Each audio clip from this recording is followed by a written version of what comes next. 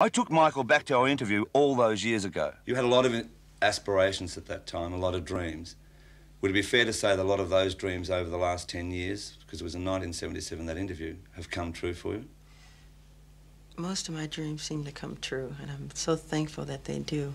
I don't know over what period of time, but I have lots of dreams, and they usually come true, and I'm so glad.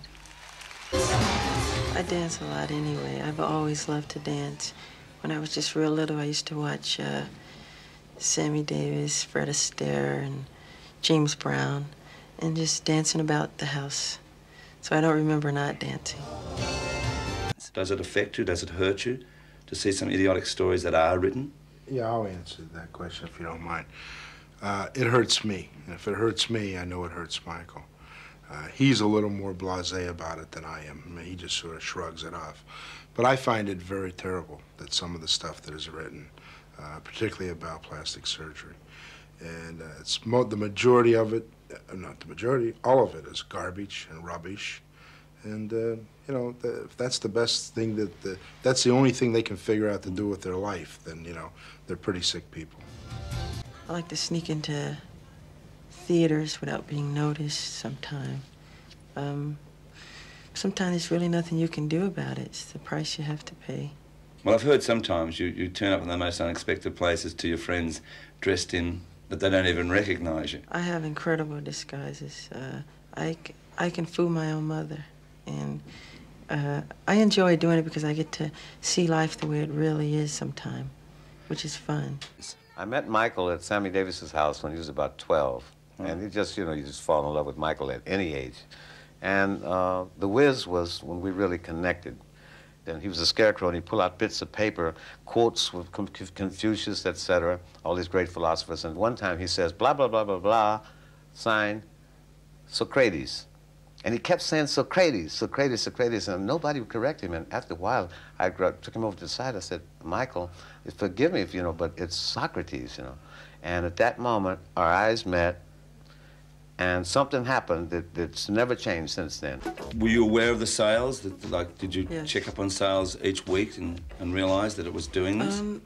I pretty much did the album and just sat back and watched because it was another one of my dreams. I knew it was going to do what it did. Did that amuse you that people were, or did it flatter you that people were trying to do your dance steps? And I always love watching that, especially the children when they wear all the gear and everything and imitate me. I think it's fun. It's done in good taste. It's fun. When he says he's inspired by things spiritual, you believe him. And when he says that four-letter word love, you believe that too. Yeah, I love children and animals and Quincy and Frank. Quincy. And that's what's so wonderful about traveling. I get to see all the cultures and people and the children. It's wonderful. It's my greatest inspiration, I would say.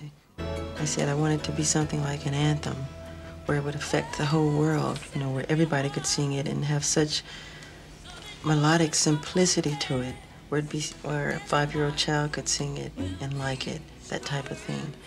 And as I remember waking up from my sleep the next morning, before putting it down, really, most of the song was there, and I went in the studio and kind of did a demo and presented it. And first Quincy asked me to do it with Lionel, And I remember calling Quincy, telling him I had the tape, and then Lionel put some lyric to it. And I hate saying who did what, but it always sounds no, so. something of interest though. Oh boy, that's a hard question. Well, first of all, you wrote 9 of the songs on this album. Yeah, it's just a series of collecting songs and writing songs in my mind over a period of years or whatever. And it's hard to say how one creates music because it's hard for me to take credit. I feel it's more spiritual and heavenly than I can't take credit for it, really. Right. If you're given one wish now, what would you like? One wish? Yeah. If I was going to say the fairy godmother, but I won't say that. If I could give you a wish, is there anything you wish for? There's so many I have, but one of them, one of the main ones, would be simple as making the whole world happy and world peace, and that is part of the reason why I do what I do.